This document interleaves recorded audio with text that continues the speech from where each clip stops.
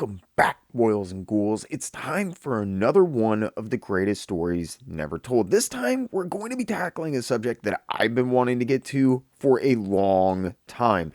Jacob Kurtzberg, better known by his pen name Jack Kirby, and more affectionately and probably more aptly referred to simply as the King of Comics, is such a vast and inescapable part of the industry that doing his career any sort of justice is a difficult task, and I have to admit, a fairly daunting one at that.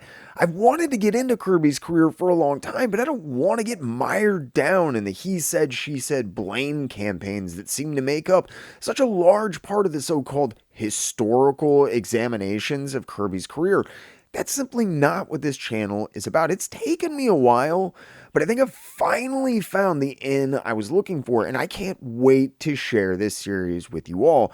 Kirby's work in the comics field is widely known and continues to be researched and documented as thoroughly as possible nearly 30 years after his passing in 1994. While his comics work is well documented, Kirby's later work, his work outside of the industry, remains virtually a mystery to most people. Since I specialize in little known facts about well known creators and characters, I thought this would be an opportunity to examine the life and work of one of comics' inexorable legends through a fairly unique angle. Please bear in mind, this series should in no way be construed as a be-all, end-all examination of Kirby's work for either Marvel or DC. That's not the purpose of this series, despite the fact that we will be exploring facets of his work for both companies. Rather than attempting some impossibly long, all-encompassing series, I've instead chosen to frame his work at these companies against a story far fewer people are aware of, and one that remains surprisingly fairly undocumented: Kirby's work for the proposed film Lord of Light. While it might not sound very interesting on the surface, slated for production in 1980 despite the fact that Lord of Light would ultimately remain unproduced, the story of Why the Movie, a film that would have been the most expensive science fiction film of all time when it entered pre-production in 1979, never happened, and how the CIA subsequently ended up with not only the film's script, but Kirby's production art, and how those illustrations played a pivotal role in the successful exfiltration and rescue of 6 real-life hostages during the 1981 Iran hostage crisis, all while the Lord of Light's production had their offices raided by a CIA-backed police force, were subsequently put on trial for embezzlement, and how the film's budget was mysteriously tied up in a legal black hole that took not one, but 2 of the country's biggest law firms more than 24 months to unravel, and no one is really able to explain to this day, is so much more interesting. So join me for another one of the greatest stories never told, and a tasty tidbit of tawdry industry trivia, and another multi-part documentary series I like to call Jack Kirby's CIA Portfolio. In this week's episode, we'll be exploring Kirby's departure from Marvel Comics in 1970 for rival publisher DC, how that relationship went south quick and why. We'll examine his contract disputes as well as his other continued problems with Marvel, and how this all ultimately paved the way for his vastly unexplored work in the animation field, and of course, ultimately, Lord of Light. Remember, if you enjoy these videos, do me a favor, let this video play until the end. The more people that watch until the end of this video, the more YouTube will promote it. Don't forget to hit that like button, and think about getting in the comments section below and letting me know either. And if you really enjoy what you see, make sure you Hulk smash that subscribe button. If you feel like you're in a position to help the channel grow, think about using the link in the description below to sign up for my Patreon page. For as little as $3 a month, you get access to tons behind the scenes posts, exclusive content like uncut interviews, early access to material, merchandise discount codes, and you can even get your name in the credits. If Patreon is not your thing, but you still want to support the channel, have no fear. You can sign up for membership right here on YouTube. Just hit the little join button and select the tier and perks that fit you best. If that's not enough, you can make donations towards specific goals or just tip the channel using the Ko-Fi link in the description, and you can even pick up your very own JerkComic shirts like the ones you see on the screen. But now, let's get into it.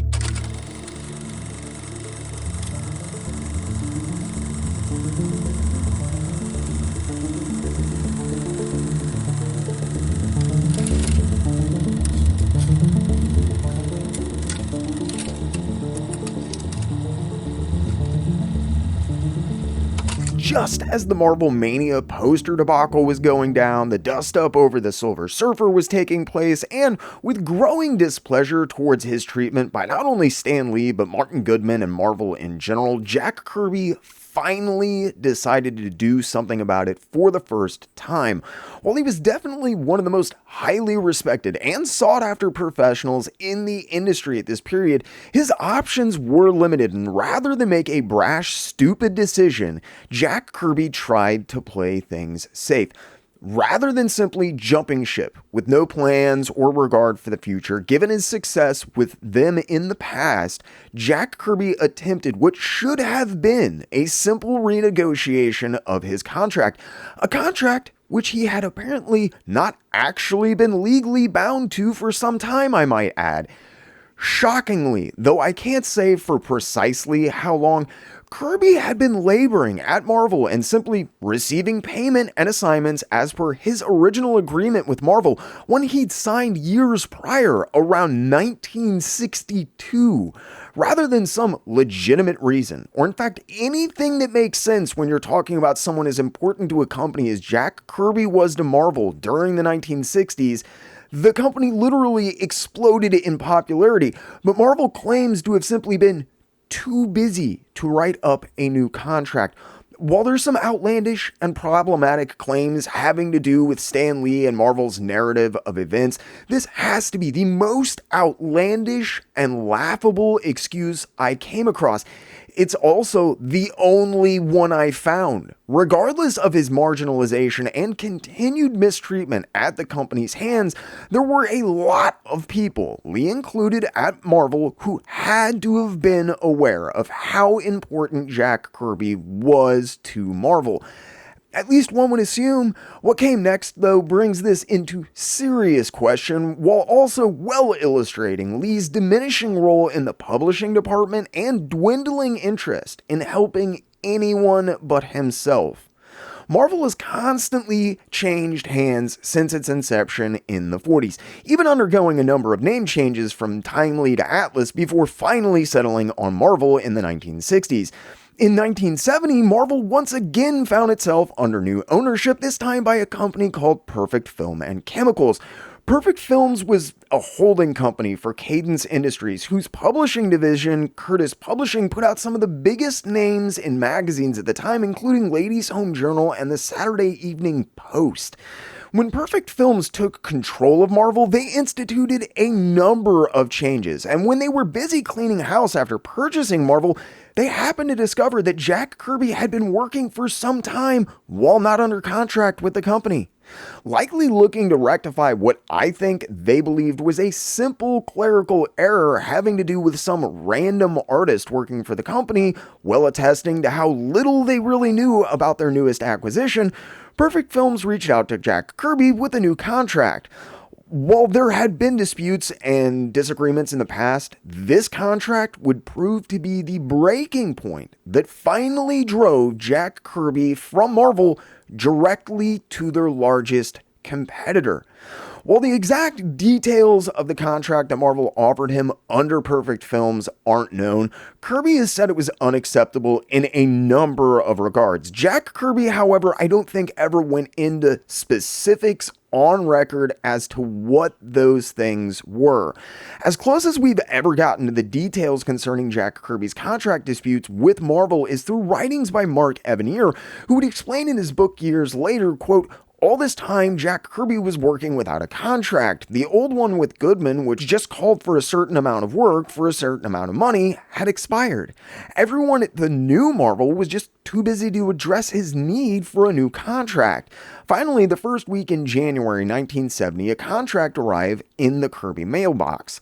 The new owners had new lawyers, and the new lawyers had demands. Although the terms under Martin Goodman's ownership had not been good, these were worse. No raise, no credit, not even any security. Marvel could do just about anything they wanted to him, including fire him whenever they felt like it. If he signed, he could never sue them for anything they had done to him in the past or anything they would do to him in the future. There were other troubling clauses, each more onerous than the previous, so signing was out of the question. The new contract was definitely different, but unfortunately for Jack Kirby, they definitely weren't the types of changes that he had been hoping for. If Lee and Goodman had marginalized and downplayed Jack Kirby's role with the company and his compensation to that end as well, Perfect Films was, at least according to Jack Kirby, downright insulting with their offer. Having reached the end of his rope with people not paying him for work and getting the credit that he thought he was so rightfully due, Kirby, for the first time that I'm aware of in his career with Marvel, got his lawyer involved with contract negotiations. While this was largely misinterpreted by Perfect Films and others over the years, I think that rather than being some big show of power, I honestly feel like Kirby's rationale here wasn't that he was going to try and take Marvel for all that they were worth, or even get super aggressive with them.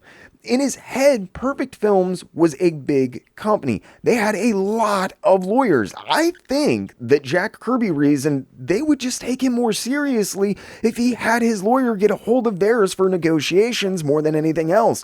He wasn't seeking the moon or anything either. All he really wanted was updated page rates to compensate for his more important role at the company and a guarantee of work during his contract period at the company.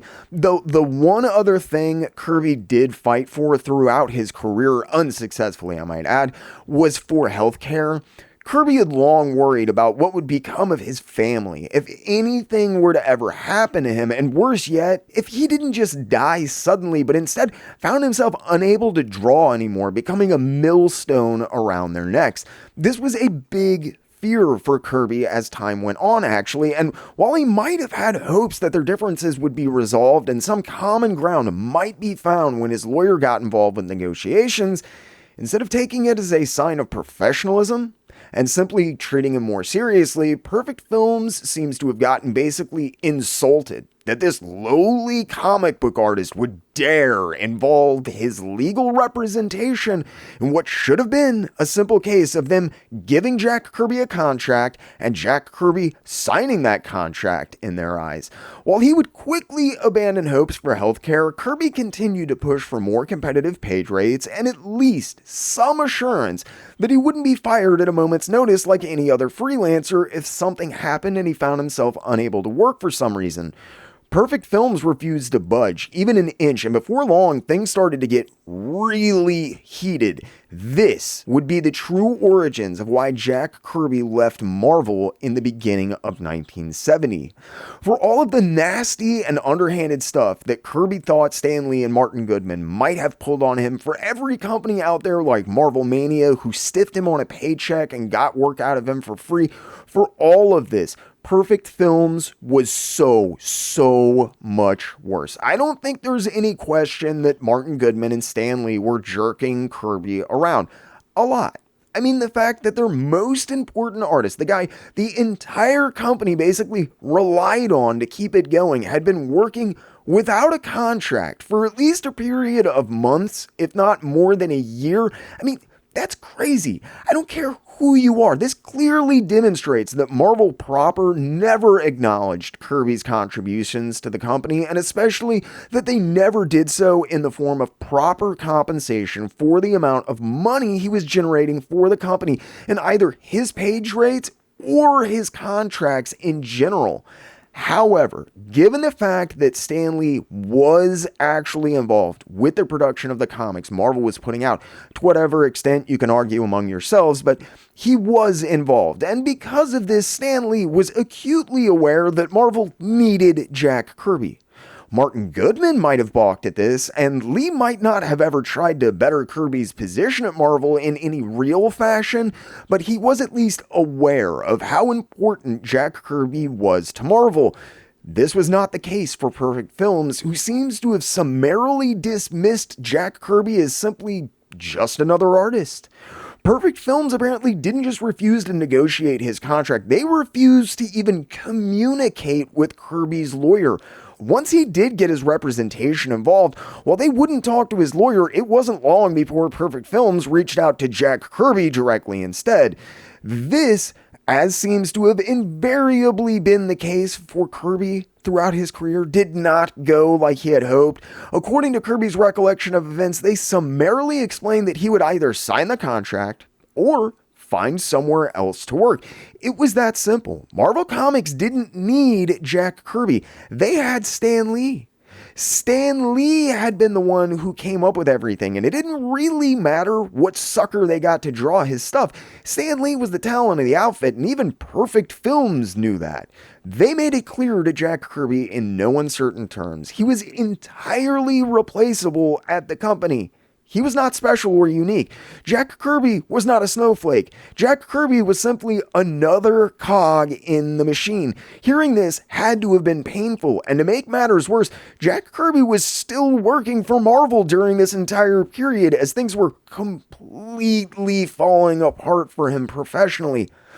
Evanier explained Kirby's perspective of the negotiations as such. Quote, he got his attorney involved, but Perfect Film / Marvel wouldn't talk to his attorney. Then a lawyer or exec from Perfect Film called Jack directly. This is Kirby's account as he described it in 1970. The caller asked when they'd be receiving the signed contract. Kirby said he needed changes. The caller said there would be no changes. Take it or leave it. Sign it or get out. Jack Kirby protested. He was too important to the company to be treated this way. The caller told him he was nuts. Stan Lee created everything at Marvel, and they can get any idiot to draw up Stan's brilliant ideas. At least that's how Jack would remember the conversation.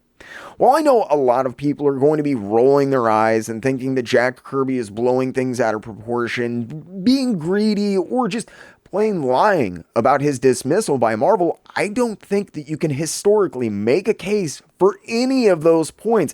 I think the plain and sad truth of the matter is that Perfect Films had no clue who Jack Kirby was, his importance to the company, or any notion of why it was so direly important to keep him around. If they had known, I think there's little doubt that they would have at least tried to negotiate with Kirby. Instead, despite Kirby's continued attempts to try and push for better terms for some time, eventually Perfect Films literally just stopped returning his calls. They weren't just refusing to talk with his lawyer anymore. They wouldn't talk to him at all until he signed the contract that they had given him. Many of Jack Kirby's friends and colleagues had lost any positions of prominence or power that they might have held following the acquisition of Marvel by Perfect Films, and Stan Lee, the only man that Jack Kirby could turn to for help, just kept telling him he couldn't help him because he didn't have control over that kind of thing. And for as much derision is cast in Lee's direction, he really didn't. Now, this isn't to say that Stan Lee sticking up for Jack Kirby wouldn't have made all the difference in the world, because it would have. But on paper, as far as covering his butt and as far as his title following the buyout, Lee didn't technically have control over this kind of thing anymore. That being said, while Martin Goodman had furiously had to fight to stay on at Marvel following Perfect Films' acquisition, Lee, on the other hand, had been one of the few things that they demanded be included as part of the deal. After nearly a decade, Lee's continual efforts to paint himself as the sole face of Marvel and get his name and visage in front of as many people as humanly possible had started to pay off in spades. While Jack Kirby was viewed as just some artist, even the troglodytes that were running Marvel at this point knew that Stan Lee was the lifeblood of the company. At least that's what they thought they knew. To this end, Jack Kirby was entirely expendable. And while Lee might not have had the power on paper, as I said, given that he was actually one of the few demands that Perfect Films made when buying the company, Lee was certainly in a position to help Jack Kirby out. But he didn't. He never did, and this had to have hurt Kirby. Beyond this, it eventually made him more than a little upset with Lee as well, though I don't think he ever took it personally like a lot of people might assume, or like to assert on Kirby's behalf. Stan Lee was just being Stan Lee. He was posturing for position at a newly restructured Marvel, trying to get out of comics and into developing Marvel's wildly popular properties into new mediums like movies, television, and animation instead. Regardless, Lee's cold shoulder, teamed with Perfect Films' refusal to even speak with him, was a difficult pill for Jack Kirby to swallow. As Mark Evanier noted in his book, King of Comics, quote, "Then Perfect Films business folks just stopped talking to him or his lawyer. Goodman, who had stayed on to run the company for its new owners, wouldn't talk to him either. The only person he could speak to was Stan, who kept saying, 'I have nothing to do with that.'" Stan was busy jockeying for his own place in the new operation. While there had been mounting tensions between the two for years, as 1970 began, it was evident that Jack Kirby was at the end of his rope with both Martin Goodman, who had apparently, due to his tenuous position at the company following the buyout, refused to even speak with Kirby about his contract, and Stan Lee, who likewise refused to say anything on Kirby's behest to the new owners. This despite his obvious importance to the company and knowledge that Jack Kirby was just as important. On top of his refusal to talk to Marvel on Kirby's behalf, while Lee became more and more disassociated with the comic book division, he continued to receive accolades for them, as well as singular credit for nearly all of Marvel's roster of characters. With talk stalled and what felt like zero support from anyone at the company, Jack Kirby was done with Marvel Comics, even if he didn't know it or wouldn't admit it yet. Jack Kirby had never been a huge fan of Lee's writing, feeling that it oftentimes interfered or undermined the stories that he was trying to tell. By the time of the Savage Silver Surfer ordeal, Jack Kirby had seemingly lost all interest or faith in Lee's writing, however. As the months ticked by and he became even less interested and increasingly displeased with Lee's work, though I think that obviously a large part of his discontent actually arose from the hostile work environment that he had to have been facing at Marvel during his attempted contract negotiations. As Mark Evanier said, quote, "Jack worked some more at Marvel and fought some more with Stan. There were more articles about how Stan had single-handedly created all the Marvel heroes. There were more pages that had to be redrawn because Stan would decide he wanted something different from what Jack had penciled. Stan thought Jack was getting sloppy with his plotting. Jack thought Stan was getting sloppy with his dialoguing.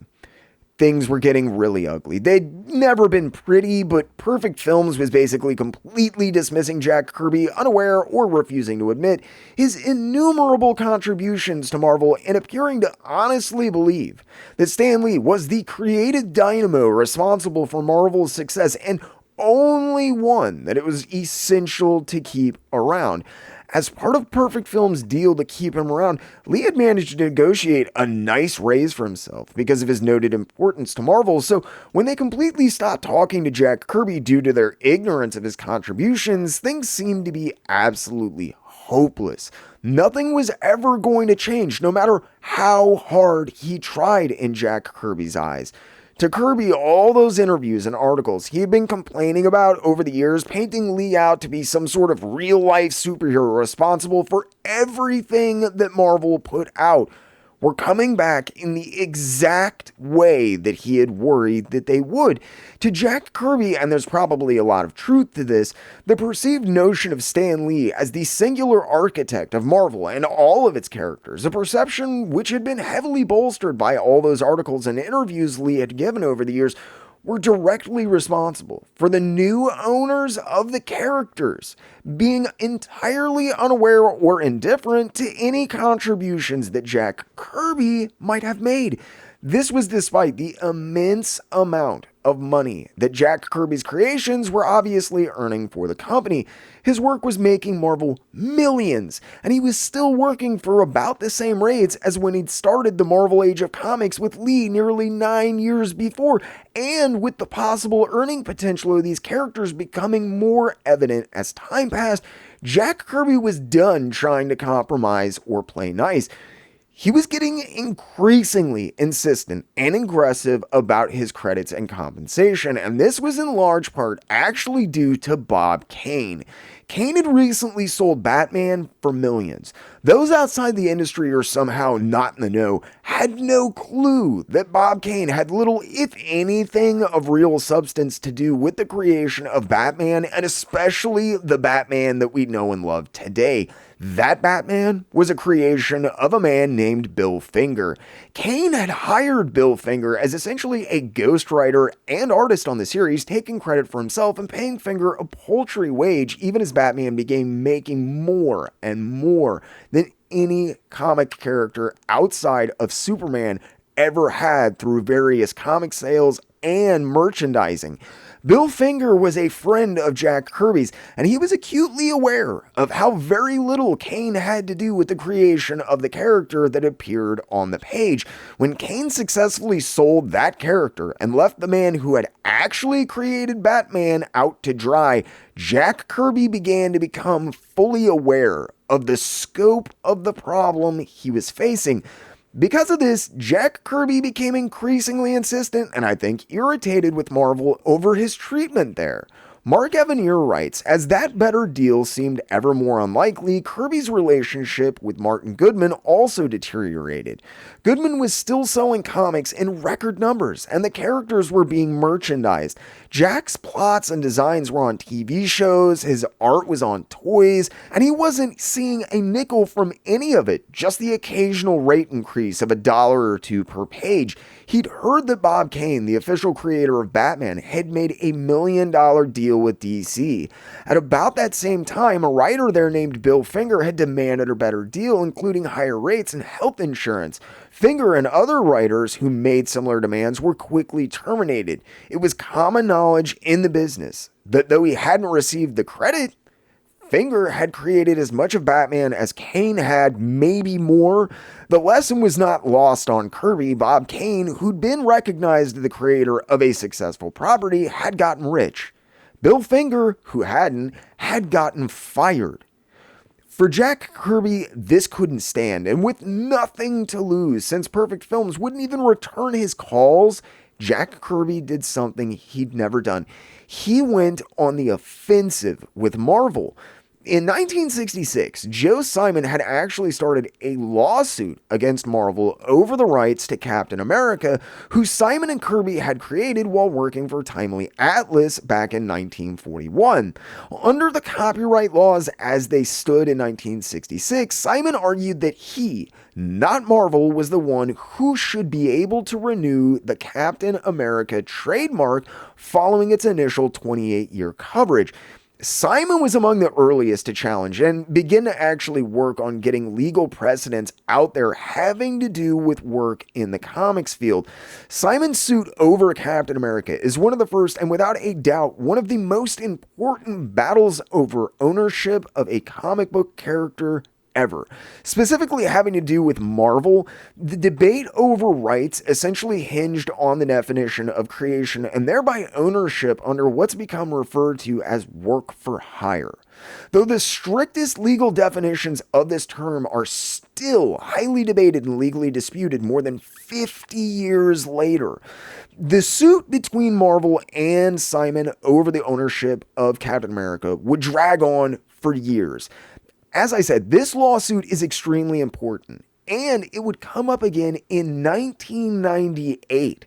It's that important, and we will talk more about it later, but there's an important reason I mention it here. While Jack Kirby was not part of that lawsuit, as in filing it, Simon, who had created Captain America along with him, named Jack Kirby throughout the suit, and details pertaining to his claims of creation and ownership had to deal with Jack Kirby quite obviously. Kirby remained as neutral in this entire affair as possible, and he attempted to negotiate better rates and still work with Marvel on a daily basis. While it's clear that Jack Kirby was uninterested in seriously pursuing claims of ownership over Captain America or any of his Marvel creations for that matter, I think it did put ideas into his head. For the first time since he'd started working with Stan Lee on the Marvel Comics line, after months of attempted negotiations with Marvel, Jack Kirby submitted written communications with both Perfect Films and Martin Goodman, legally stating in no uncertain terms that he had been the one plotting all of the stories for those early Marvel books. He had been the one coming up with the characters. While he'd had short meetings with Stan Lee, in Jack Kirby's eyes, He'd also come up with a great deal of the characters on his own.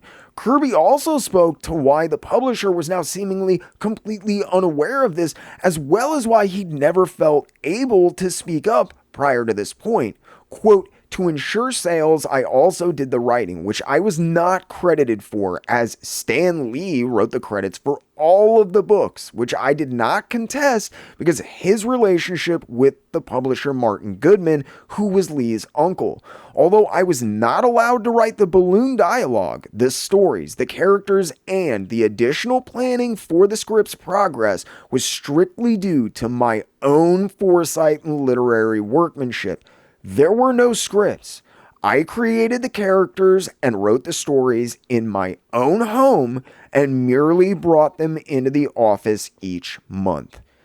Kirby had never done anything like this with Marvel before, and I think, again, this was done in more of an effort to get him some bargaining chips for contract negotiations than actually assert any real claims of ownership. Again, though, and kind of understandably considering what he was saying, rather than having the desired effect of perhaps coercing Perfect Films or even just Martin Goodman into renegotiating his contract for fear of another protracted legal battle over one of their characters, Perfect Films doubled down. If they were harsh before, they got outright aggressive with Kirby from this point on. It's clear that from here out, Perfect Films saw Jack Kirby as the enemy, and I don't think there was much climbing out of the hole that they had dug for Kirby by this point. It was again made abundantly clear to Jack Kirby that he would sign the contract that he had been sent, the contract that all Marvel artists were required to sign, or he would find work somewhere else. There was no negotiation, there was no communication. Jack Kirby signed on the dotted line, or he was done with Marvel Comics. All Jack Kirby wanted was competitive pay, some healthcare, and a reasonable agreement that he wouldn't get fired for absolutely no reason. Perfect Films and Marvel Comics were having none of this, though. The worst part of it all is that during this period, Jack Kirby was obviously still working for Marvel. As things continued to escalate and nothing that Jack Kirby tried worked, it became evident that there was going to never be a happy ending to this one. Exhausted and feeling like he increasingly had nowhere left to turn, Kirby continued to work for Marvel, however exasperated and troubled by this point he may have been, and being treated the way that he was. For as busy as he'd ever been, all the books that he'd been working on, and the pages he would do in a month, for the first time, Jack Kirby started to basically coast.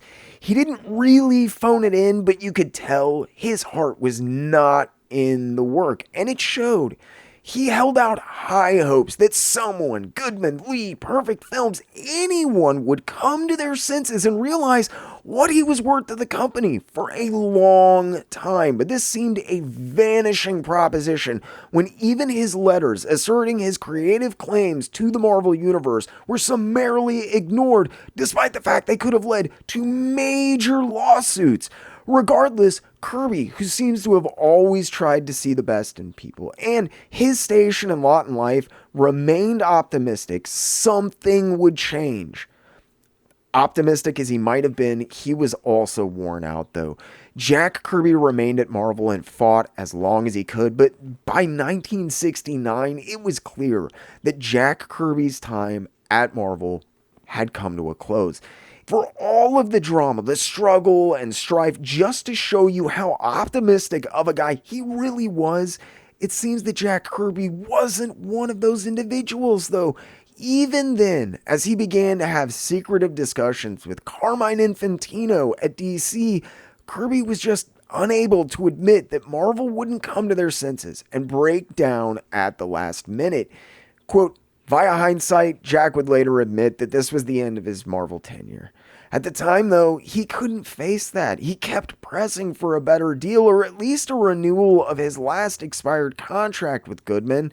All he wanted was a little money, some kind of long-term financial security for himself and his family, an official acknowledgement of his status as co-creator.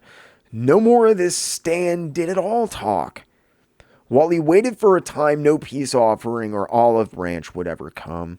When pressed about why Kirby wasn't at least offered some sort of other position where he could have worked a little less and earned a little more, Stan Lee would later famously claim that he was planning on making Jack the art director at Marvel. Despite these claims, he never made the offer to Jack Kirby, and this was despite having to know how desperate that Kirby was for a more tenable position with the publisher as talks between Kirby and Perfect Films continued to deteriorate. In one interview, Lee actually talks about how much he wanted to do it before then going into the hypothetical reasons that he probably didn't do it, showing just how much of a tall tale this really is. Quote, "The one thing I remember and felt bad about when Jack left was that I had been thinking about, and maybe I even talked to him about it, that I wanted to make Jack my partner, in a sense. I wanted to make him to be the art director, and I thought that he could serve in that function, and I would serve as the editor. Maybe this was way earlier, but I was disappointed when he left because I always felt that Jack and I would be working there forever and doing everything. But I wasn't thinking of Jack being art director because I would be leaving. I just thought it would be great working with him in that capacity. I was serving as art director and thought he could easily take it off of my shoulders, so I could just worry about the stories. It probably wouldn't have worked out anyways because I might have disagreed with him about things, not about his own work, but if we started critiquing other artists' work, Jack and I might have looked at it differently, so it might just be that I never could have worked with any art director who would function the way that I did because I guess no two people see anything the same way." If Lee had indeed been serious, if not about the art director job, then at least bolstering Kirby's position or title at Marvel at the very least, then I don't think that any of what was to come next would have gone down, at least not the way that it did. However, this is all obviously bluster on Lee's part, and while truthfully I don't even know if Jack Kirby would have taken such a position, the offer would have gone a hell of a long way in starting to mend some of the bridges between the two men who had collectively laid out the majority of the Marvel universe together, and now, less than a decade later, seeming to be dead set against one another while still working for the same company. Things at Marvel were entirely too hostile, and I think that even if he couldn't admit it to himself, Jack Kirby knew his time at Marvel had come to an end, and as I mentioned, he'd been having clandestine conversations with an old friend about a possible career move, a move that would rock the comic industry to the very foundation. While Jack Kirby and Lee's relationship continued to grow increasingly acrimonious throughout 1969, even if Kirby wouldn't say as such, he sought any means of escape that he could. His contract was up with Marvel, and Perfect Films was seemingly completely unwilling to even discuss his contract or acknowledge everything he'd done for the company. But there really wasn't anywhere for Kirby to go, at least not until right around this time in 1969. I'm sure you might have wondered by now, why didn't Jack Kirby just go and work for DC already? Well, there's actually a few reasons for this, and I'll do a quick rundown of what they were and what exactly had changed right around this time that made it possible for Kirby to finally escape Marvel in 1970. It was actually kind of like a perfect storm where everything just seemed to align to get Kirby over to the rival publisher, despite how ill-fated this relationship might have eventually proven to be for both parties. Chief among these reasons is that in 1969, Kinney National Services had purchased DC Comics.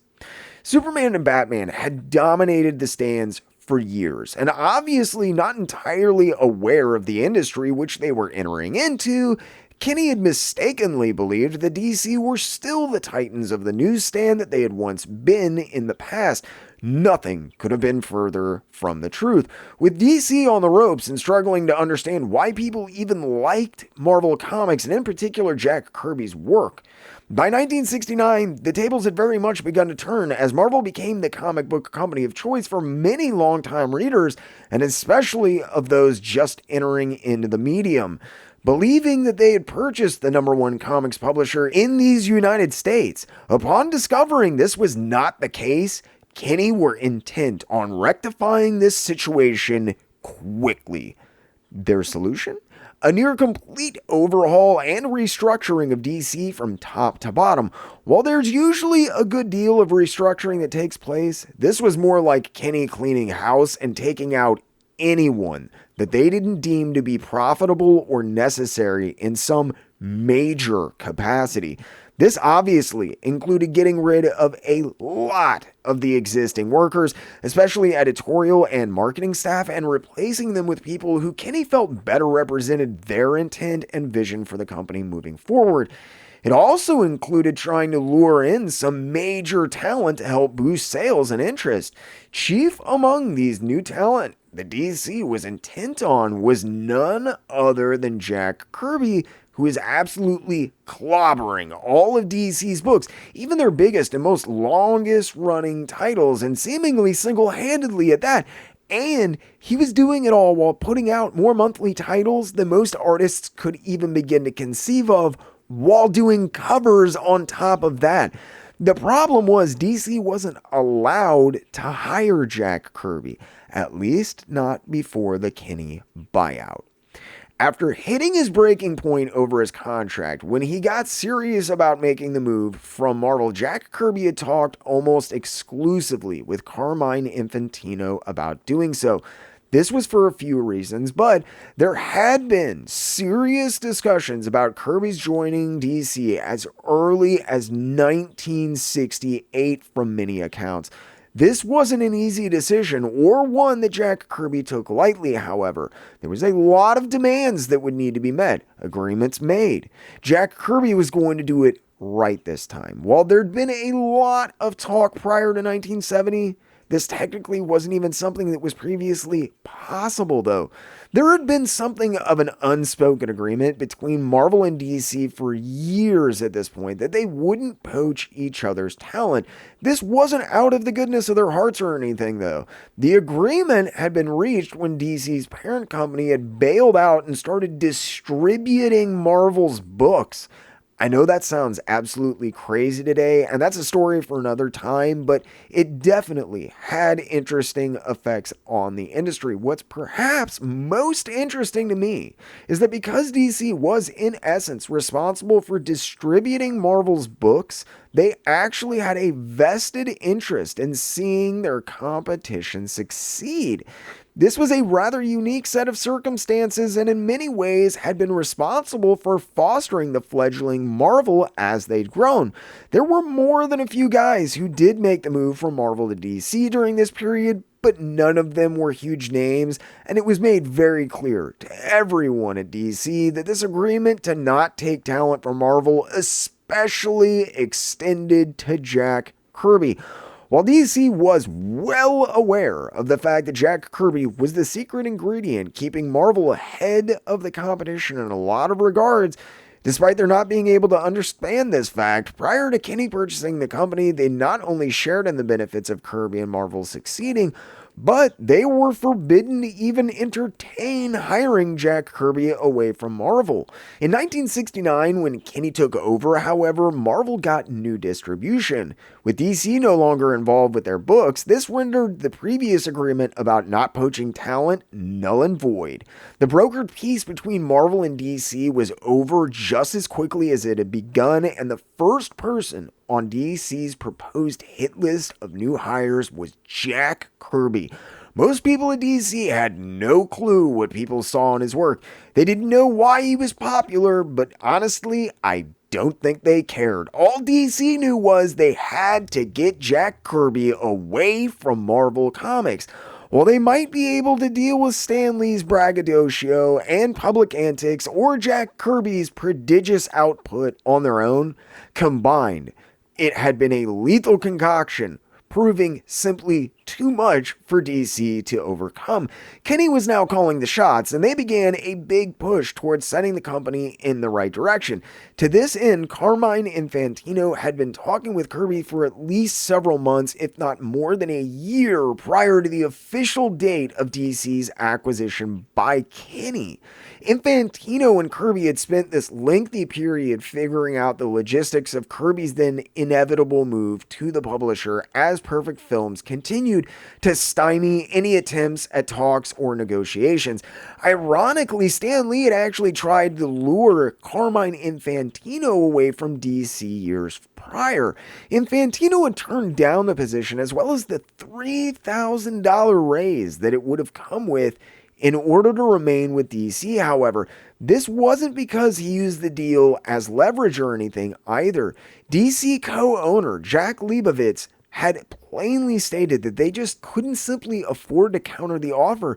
Infantino claims he chose to stay because Leibovitz, who was an old friend, promised to promote him to art director at DC. The thing is, Infantino didn't actually want to be the art director. Infantino explains this away, saying that Leibovitz all but goaded him into taking the position, asking if he was, quote, afraid he couldn't handle it. I think the real truth is Infantino stayed with DC out of loyalty. Leibovitz was at least honest with him, and having talked with Jack Kirby over a number of years during his work for Marvel, I think he was more than a little bit leery about abandoning his friends, and especially someone with Jack Leibovitz, who he felt he could trust for Marvel, which in many regards felt like the Wild West, where it was every man for himself. This is despite the fact that he had seen what had become of people like Siegel and Schuster and Bill Finger. I think Infantino may have chosen to stick with the devil that he knew rather than take chances with Marvel or Lee. Though Infantino had never made the move to Marvel, he and Kirby considered one another friends, and as such, as desperate as Kirby was to get away from Marvel, by the time Perfect Films seized control of the company, it was only a matter of time before Jack Kirby would take Infantino up on his offer. This, as I mentioned, however, wasn't an easy or overnight decision for Jack Kirby, even with how poorly they treated him. There was a lot at stake for him if he chose to leave Marvel. Kirby had serious concerns that had to be addressed before he would even begin to consider making the move, and they weren't just about pay or angering Martin Goodman or Lee for that matter either. Jack Kirby was hated by not one, but two senior editors who'd been with DC for decades at this point, Jack Schiff and Mort Weisinger. And when I say hate, I mean they hated Kirby's guts. Both men disliked Kirby due to problems they'd had with him years prior, and by all accounts, they hated him just as much, more than a decade later, as they did the moment they felt he'd crossed them, if that tells you about how much of a grudge these guys were holding on to. Jack Schiff was extremely bitter over a legal dispute he'd had with Kirby over royalty payments concerning the Skymaster strip in 1958, 11 years prior. Apparently, the deal concerning payments over Skymasters was a little murky, or at least open for interpretation by some of the parties involved. Things had gotten so rancorous, Schiff actually fired Jack Kirby off of Challengers of the Unknown after only 8 issues, alleging that Jack Kirby was stealing stories intended for the Challengers of the Unknown series for the Skymaster strip. Even after Dave and Wally Wood, who were working with Kirby on Skymasters, despite how badly it hurt them financially and how little they agreed with it, eventually agreed to pay Schiff the extra royalties, Kirby adamantly refused. Kirby had paid Schiff what he thought he'd agreed to, and he wasn't going to give him another cent. The disgruntled Schiff eventually took him to court, and Kirby was subsequently ordered to pay him the additional royalties. Technically, the whole thing was resolved, but with Schiff having fired him off of the Challengers of the Unknown, and then subsequently having sued him, there was definitely still bad blood between the two. Even years later, Kirby still insisted that he should never have had to pay the extra royalties. And if Jack Kirby couldn't let it go, and he wasn't even the one supposedly still really ticked off about it, I don't know how to begin to describe how pissed off Jack Schiff was about the entire thing. In short, it was a huge mess, and to say that Schiff and Kirby disliked each other would be a grave and massive understatement. If the fact that Jack Schiff was and had been one of DC's longest running editors hadn't been enough to scare him off in the past, Mort Weisinger was also a senior editor at DC. If Schiff was disgruntled, then Weisinger seemed downright unhinged when it came to Kirby. Years earlier, Kirby had worked with Weisinger, and they had repeatedly butted heads on a number of subjects, but one in particular had really stuck in Weisinger's craw. Kirby only worked for DC for 2.5 years, but in his time there, he reportedly did more than 600 pages for the company. Of these, his Green Arrow stories, while widely ignored then, were perhaps the strangest and certainly the most problematic. At the time, in 1958, Green Arrow was little more than a pale imitation of Batman. He had an arrow cave and even an arrowmobile. While many characters begin life as pale imitations of much more popular characters, Green Arrow was particularly egregious and wasn't all that much fun to read as a result. It was like Batman Light. When Jack Kirby started doing short 7-page stories for Green Arrow, however, he took the character in a radically different direction. Kirby introduced Green Arrows from other universes, alien threats, killer robots. When I first wandered onto these stories, while more than a little perplexed, especially given the short time frame the changes took place in, I had just assumed that DC had given Jack Kirby kind of free run because maybe the title wasn't selling well enough or they wanted to try something new with the character, and this was simply what Jack Kirby had done to amuse himself. It wasn't the greatest thing ever, but it was certainly a far cry from the Batman imitator that Green Arrow had been before Kirby started on the series. Apparently, this was Jack Kirby entertaining himself, but apparently he had just kind of neglected to ask permission to make all of these crazy changes. I just went ahead and did it. This was much to the chagrin of Green Arrow co-creator Mort Weisinger, who was super cheesed about Kirby's new direction and what he'd done with the character. Hitting his breaking point after only a few stories, Weisinger went to the guy who'd given Kirby the job to begin with to complain about it. Ironically, this man happened to be none other than Jack Schiff. Weisinger claimed that Kirby refused to follow scripts and that he wouldn't listen to him when he tried to act as an editor. Weisinger complained about how he generally didn't get along with Jack Kirby and how he had to go.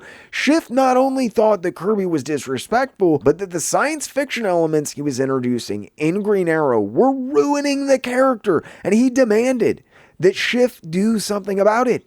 While the bizarre changes to Green Arrow did feel like they kind of came out of nowhere, and I'm not really sure they worked, it seems that Mort Weisinger took the whole thing really personally. He was highly displeased with how little respect he felt like Kirby showed him.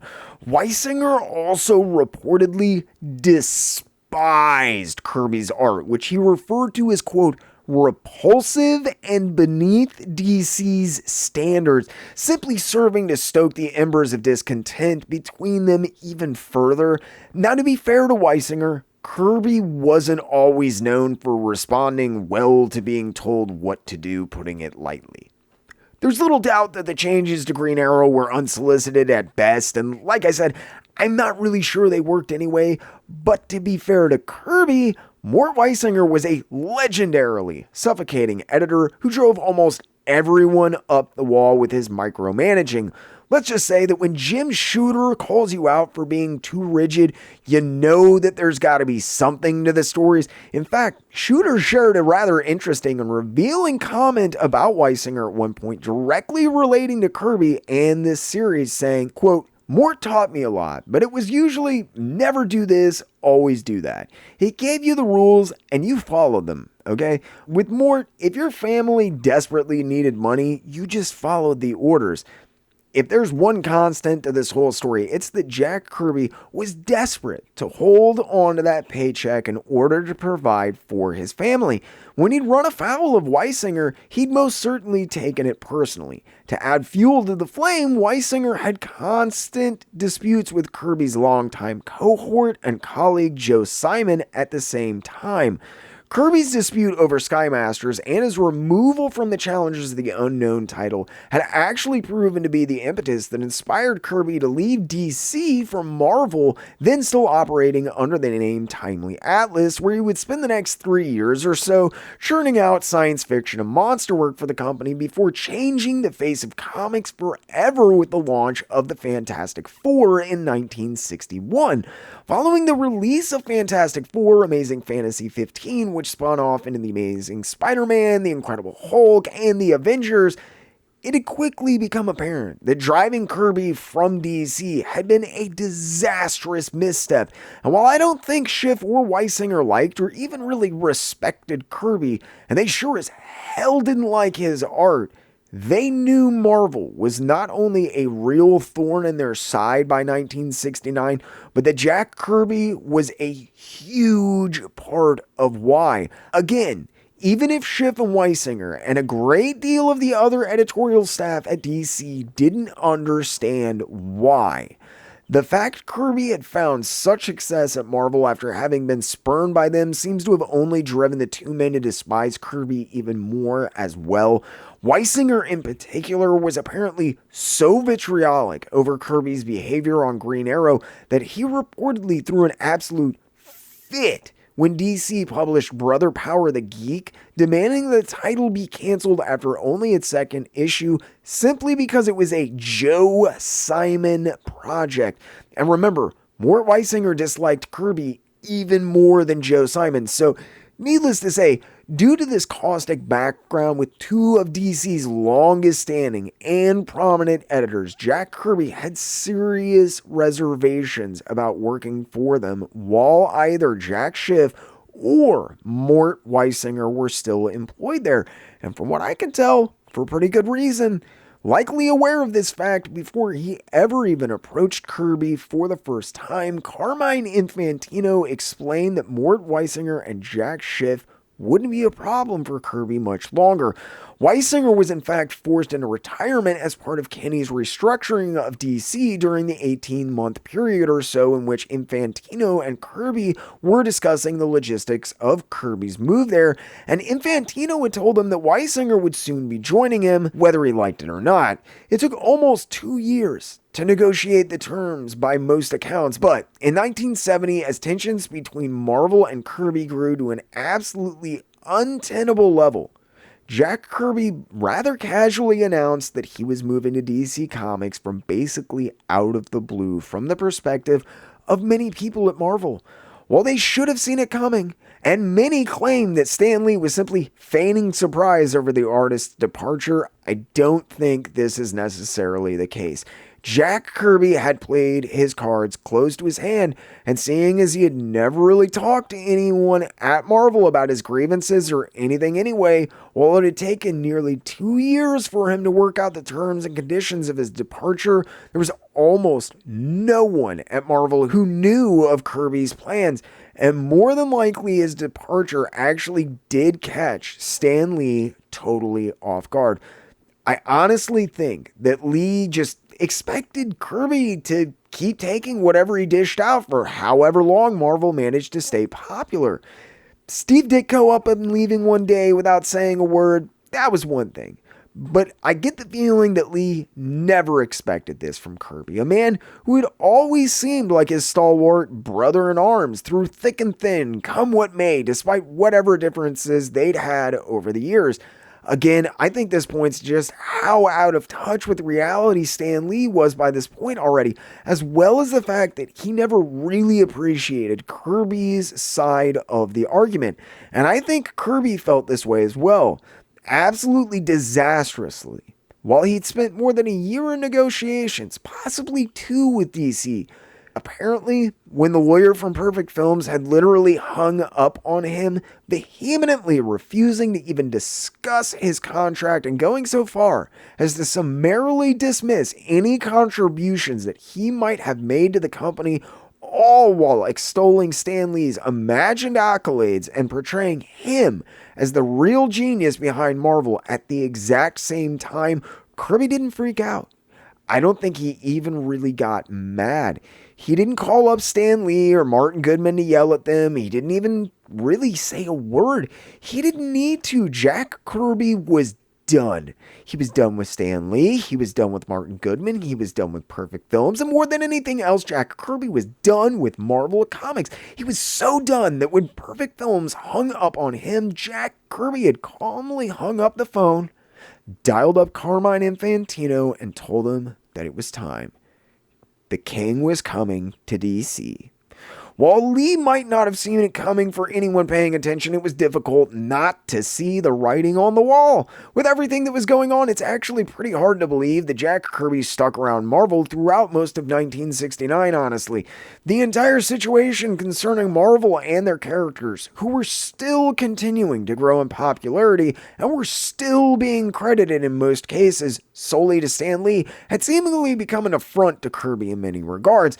He had worried and complained for years because he thought that the widely held misconception that Stan Lee, and Stan Lee alone, was the architect of the Marvel Universe, as extolled in almost incalculable interviews, might land him in the same boat that it had other geniuses of the industry like Bill Finger. And lo and behold, a decade down the line, Kirby had been right on the money. He was treated as a pariah, shown virtually zero respect, and in fact, apparently seen almost entirely as some faceless, unknown artist by the owners of the characters and the publishing house that he had helped rescue from the gutters and turn into a multi-million-dollar powerhouse, and a powerhouse capable of toppling DC from their position at the top of the food chain nonetheless. Kirby wasn't necessarily mad at Stan Lee or even Martin Goodman per se. He was a businessman too. He understood what was going on, but just because he understood it didn't mean he had to agree with it, and he sure as hell was never going to let it happen again if he could help it. Because of this, when he went to work for DC, he had a stringent set of rules that he brought with him, which anyone he worked with were required to abide by. Gone were the days of Jack Kirby being at the mercy of anyone else when it came to his work, or of Jack Kirby doing anyone else's work for that matter. Sadly, while he'd been in talks for a good deal of time, following Perfect Films snubbing him, leaving Marvel had been something of an impetuous decision given how long he'd spent waffling on the subject prior to the actual move. Because of this, while there were obviously demands that Jack Kirby made when he came to DC, I think his head might have been a little clouded with what was going on at Marvel, and he concentrated far too closely in certain areas, which had really been bugging him while working for Lee and Goodman over the past several years. And unfortunately, this would come to have some rather disastrous results when it came to Kirby and DC's relationship as time went on, and he attempted to really spread his wings at the company and create something he could call his own. Apart from talks about editorial interference and creative freedom, which he so sorely desired, Jack Kirby had one other major requirement for nearly anyone who worked with him on just about any project during his tenure there. Kirby was so fed up with not getting credit for the work that he did, Kirby refused to work on anything with anyone that didn't either have a full script for him to work from, or where he wasn't allowed to write and receive credit for a full script himself. While he would budge on a great deal of many things while at DC, this was not one of them. And if it's not evident by this point, this demand about scripts wasn't about ego or anything of the sort. It was born of a much more utilitarian requirement for Kirby, who frankly needed the money to pay his mortgage and his family's living expenses. Kirby's family had always been the major motivating factor that kept him chained to his work desk for days on end. Kirby was putting food on the table and keeping a roof over his kids' heads. Because of his blind desire to care for his family, he'd made some questionable career choices in the past. But that was then, and Kirby was determined not to make the same mistakes again. He was a prodigious man, and even during his time at DC, he was still absolutely explosive exploding with ideas. But Jack Kirby was done doing other people's work. Or more accurately, he was done getting not paid for doing other people's work. While he left Marvel mostly because they simply weren't willing to pay him a competitive wage or what he was worth, and I don't think there's much disputing this, the other major reason he parted ways with Marvel was their constant demands that he do extra work, which weren't so much requests as unpaid assignments that Kirby was expected to complete during his free time between working on his other stuff for them, and how casually they treated these requests. While still at Marvel, under his original contract, Kirby had been employed on a freelance basis. As such, he was paid on a page-by-page basis. Well, there have been many reasons asserted as for why, this is the major reason that Jack Kirby would, quote, chain himself to his desk, as he put it, working 12 to 14 hours a day, 6 or 7 days a week, producing sometimes 4 and 5 pages of finished art a day. The more pages you got done, the more you got paid. Kirby developed techniques for creating this insane volume of art without diluting his style and completely phoning in work as well, which is nearly mind-boggling when you think about it. While producing such a staggering amount of pages a day was a good method for a time, since he was paid per page, as was often the case, Jack Kirby became a victim of his own success. At one point, Martin Goodman noticed how prodigious Jack Kirby was, just how many pages this guy was turning out, and he noticed his page rate, and when he did, Martin Goodman hit the roof, despite Stan Lee trying to talk him down and explain who Jack Kirby was. While this appeased Goodman for a time, that did not last long, and soon Martin Goodman attempted to cut Kirby's page rate while he was still under contract, dead set on saving money and thinking the amount of money they were paying Kirby outlandish at the time. Martin Goodman had pushed the page rate cut pretty hard with Kirby for a period. According to John Buscema, after much cajoling about his page rates by Goodman, Jack Kirby actually threatened to quit over it before he finally took the hint and backed off. While Martin Goodman did eventually let the subject go, this had crossed a line for Kirby, and Goodman's continued insistence on cutting his pay resulted in Jack Kirby refusing to do what he referred to as, quote, extra work from this point on. Considering that he wasn't even being paid for it, you might not think that this extra work, or that Kirby refusing to do it, would be a big deal. But it was. Kirby was responsible for the look and the feel of Marvel, and achieving the level of uniformity and cohesion that they did across their ever-expanding line of books was not an easy thing to accomplish. In fact, Jack Kirby was essentially solely responsible for maintaining everything I just mentioned across Marvel's stable of titles. Prior to his confrontation with Martin Goodman over page rates, Jack Kirby had been begrudgingly providing layouts for entire issues of innumerable series for newer artists so that they could, quote, learn the Marvel style, in Lee and Goodman's words.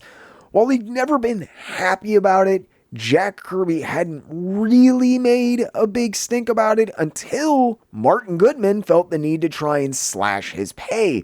Following this, Kirby absolutely refused to do any further layouts for other artists without what he considered proper compensation for the work. Now, if you're not super familiar with how comics are put together, this still might not sound like such a big deal. I mean, how much could one guy possibly contribute to a book just by providing rough layouts and breakdowns, especially someone who is as legendary, fast, and loose with his layout work as Jack Kirby? Well, in short, the answer is a lot. One of the most difficult things to learn about comics is narrative storytelling. Wrapping your head around panel composition, negative space, and then laying out a comic book page with interesting and engaging art that people are going to want to look at and enjoy, but also works in service of the story and doesn't just rely on a bunch of splashy images is hard. Like, really hard. While a lot of people praise Kirby for any number of things, his energy, his originality, I think Kirby's greatest strength lay in knowing precisely how to put together any given page to be as interesting and engaging as possible. He'd been honing his craft for decades at this point, and even his quickly jotted layouts were enough to ensure that the most novice of artists were able to at least tell the story they were supposed to and tell it well. Kirby saw layouts and plotting as a great deal of the heavy lifting involved with creating a comic book, and he's not wrong if you know anything about the process. Layouts are the basic building blocks that the visuals for the entire issue are based on. If they are flawed, the finished piece will be too. To this end, Jack Kirby was well aware of how much he was contributing to Marvel. He'd been around long enough, seen enough of the greats and enough of the worst that the industry had to offer, and he knew he was good at what he did. When examining precisely why Kirby felt like layouts were so much work, we actually get into some rather interesting territory that helps further illuminate his mindset when it comes to his work and how he was credited and compensated, or rather not. Kirby explained his position on layouts and story composition for Marvel, and in particular under Stan Lee during an interview at one point, saying, quote, "I must admit, it's kind of a John Henry operation, and I'll talk over a story with Stan Lee, but the plot has to be worked out here. It's got to be worked out on paper. The gimmicks have to be worked out and everything has to dovetail, so it's all worked out here, and I write the captions for the motivation of the story in the margin of the paper. Then it goes to Marvel and the dialogue is written in." While explaining that he felt he was the one really coming up with the story under the Marvel method, Kirby even mentions that he was essentially even writing the story with his margin notes and dialogue suggestions. This was something that had begun to trouble him deeply during his time at Marvel as well. To wit, Kirby also quite bluntly added in another interview, quote, "If you don't fill in the balloons, they don't give you any credit for writing." This is why the extra work bothered him so much, and he absolutely refused to take part in anything like this while at DC. While his layouts are definitely super rough and loose, he'd leave copious amounts of story notes and even dialogue suggestions to compensate for the rushed quality of the pencils he provided other artists. An inordinate amount of responsibility, far beyond that of any normal artist, was being heaped on him by Stan Lee, Martin Goodman, and by Marvel Comics in general on a regular basis, and they just expected him to basically shut up and take it. And he did for years. Following Goodman's attempt at cutting his pay, though, Kirby was done doing them any favors. Kirby argued, and especially with the Marvel method, I don't think there's a lot of debate, that the artist is doing most of the hard work, especially compared to the writer, who is actually more of just a dialogue writer in this scenario. Following his confrontation with Martin Goodman over page rates, Jack Kirby had hit his limit, and he wasn't going to be doing anyone else's work for free anymore. Having spent 2 years negotiating with them about the move, when he finally did change companies, Jack Kirby seems to have been locked into this kind of mindset.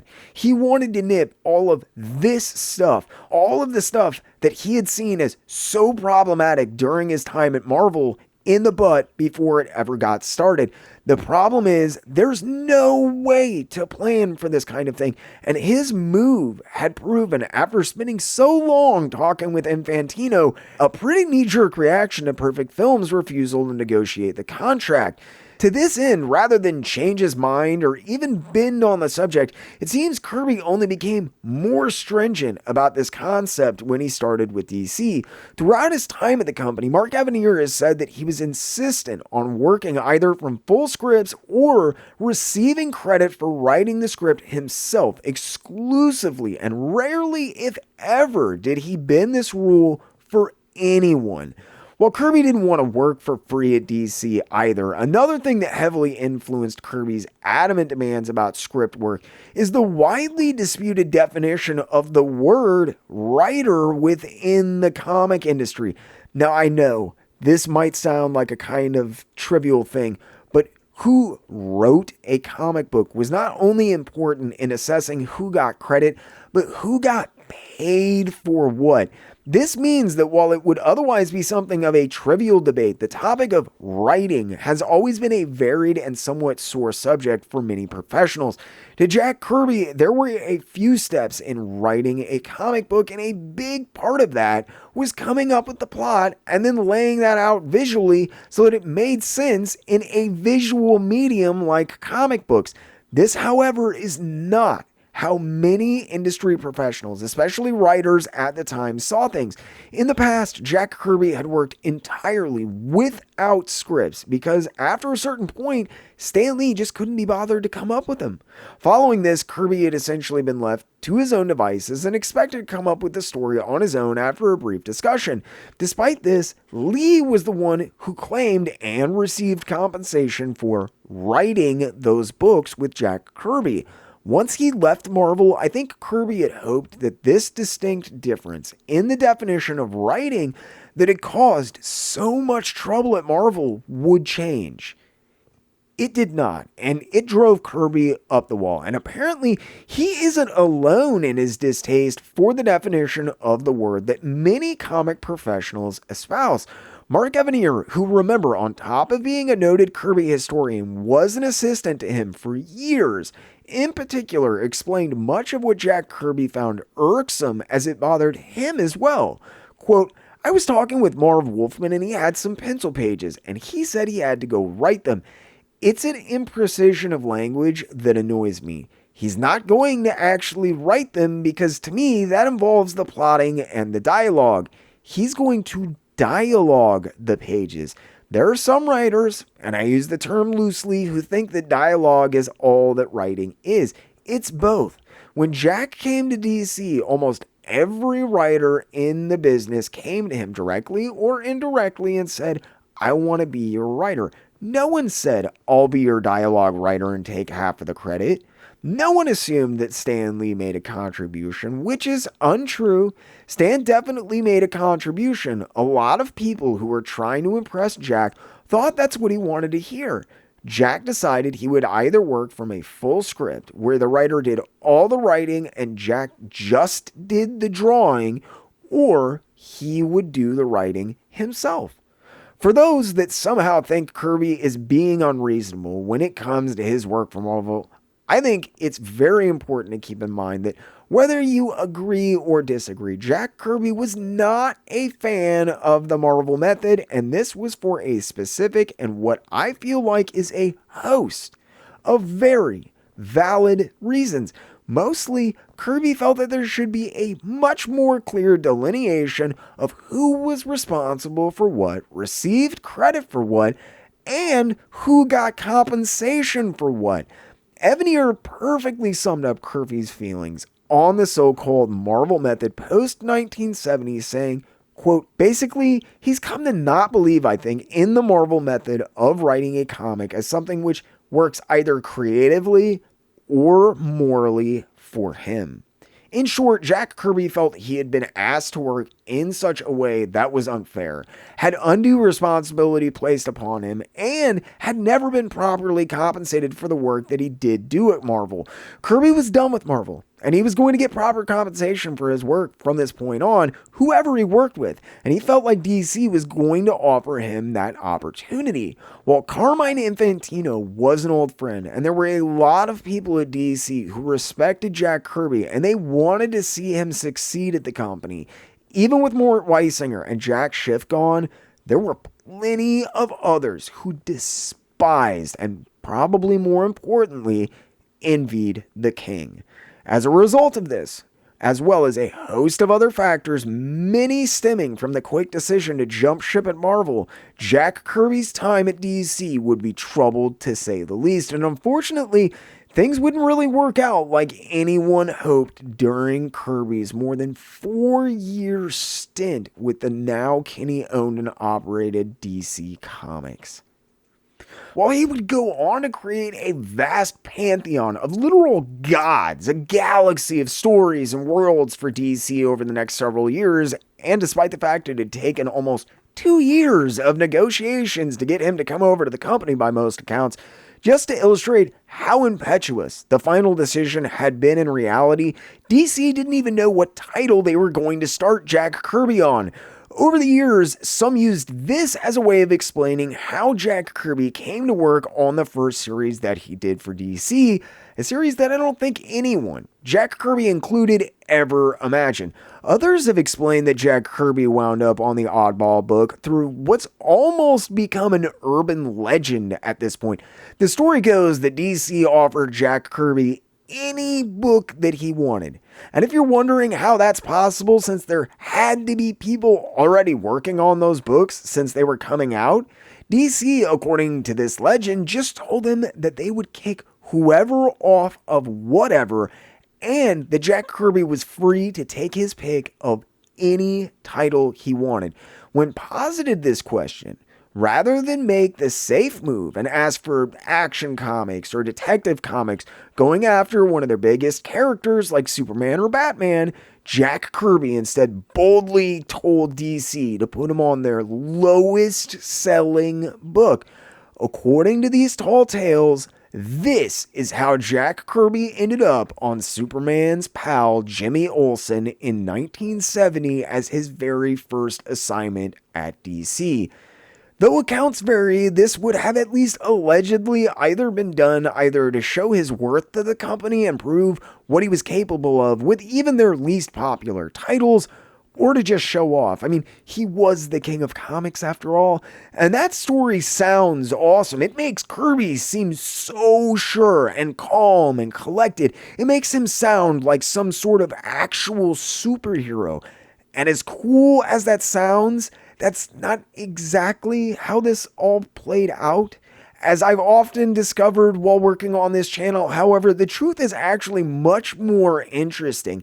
And in this case, I think honestly, more than a little touching actually. In reality, there is a reason that Jack Kirby himself never repeated that version of events. First off, Jimmy Olsen was not DC's worst seller. It wasn't selling like hotcakes or anything, but it was associated with Superman. It even had his name in the title, so retailers often ordered it simply because it was a Superman adjunct title. Shockingly, that's about where the tall part of this tale ends and where things get infinitely more interesting in my opinion. When DC offered Kirby any title he wanted, because unbelievably, they did precisely that.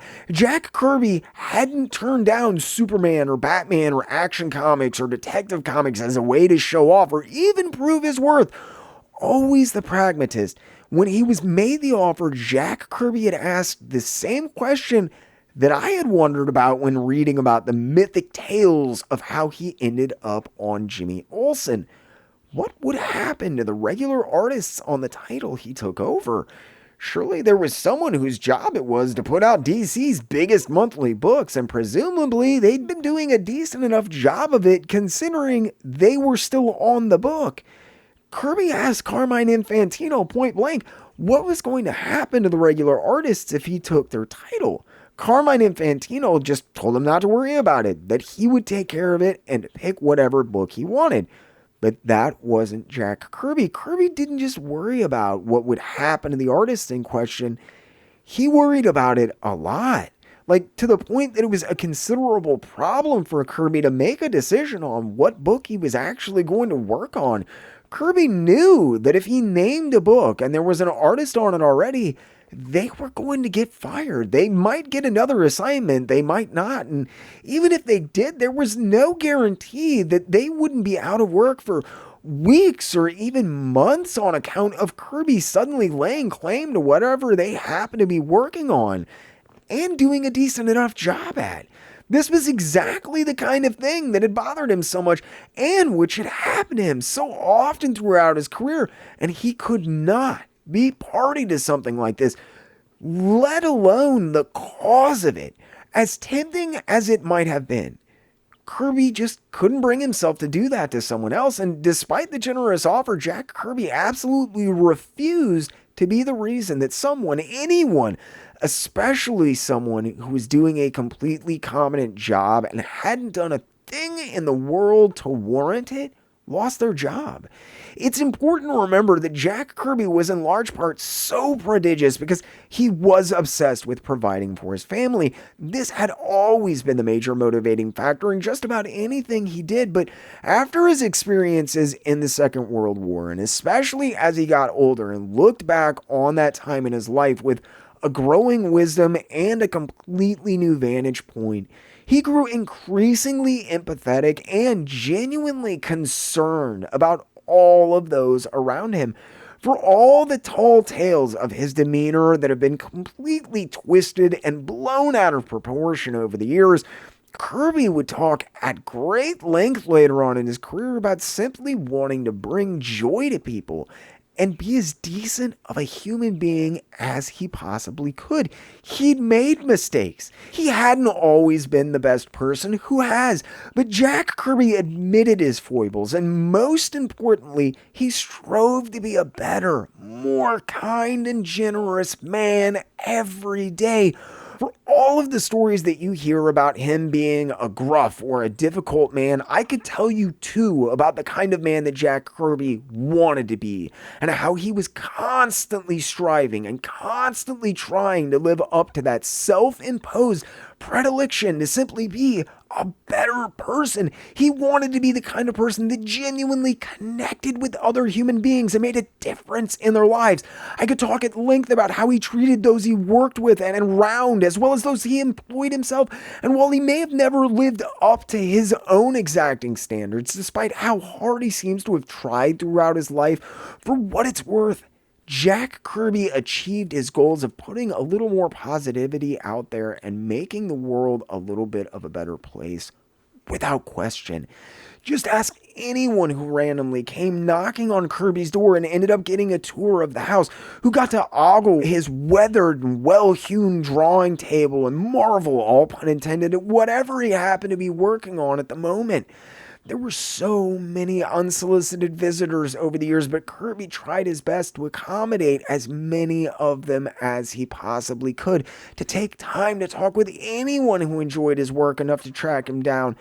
I laugh every time I hear a news story about how Roz had to basically stand guard at the door as people left the house, carefully scanning for original art that Jack had just given to random people. Roz would politely collect it back and explain that that was just Jack and they were valuable and they could really use the money, but he would just keep doing it anyway. That really was just who Jack Kirby was. The delight in somebody's eyes holding that stuff brought him infinitely more joy than any money he made off of his work. And remember how much he worked. How hard he worked. That's why he did what he did, though. And I think in a lot of ways, this is how he got taken advantage of so often. He just wanted to see the better part of people's natures, and he was, by his very own, a kind and giving man.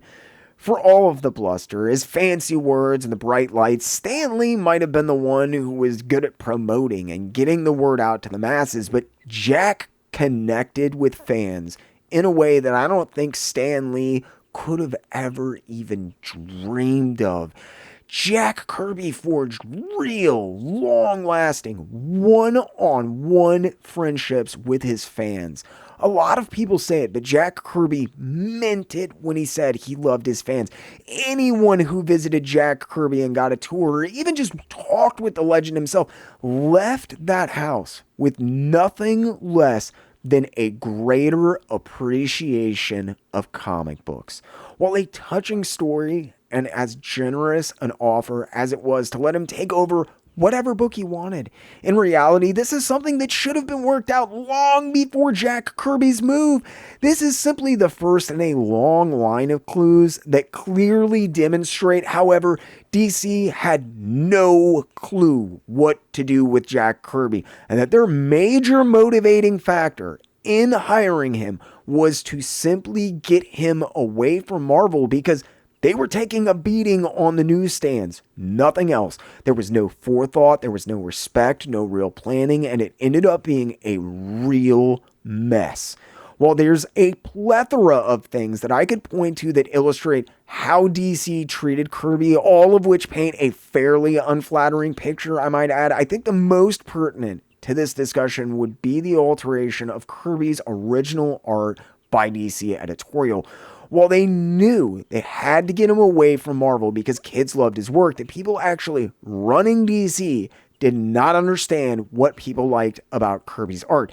They didn't respect him very much, and they definitely did not like his art. This caused a number of problems while Kirby was at DC, but the best example of the level of DC's distaste for Kirby's art is evidenced by the fact that they entirely replaced the faces of many of Kirby's early images, especially those of their flagship characters such as Superman, with paste-ups from other DC bullpen staff for publication, completely obscuring the Kirby faces underneath.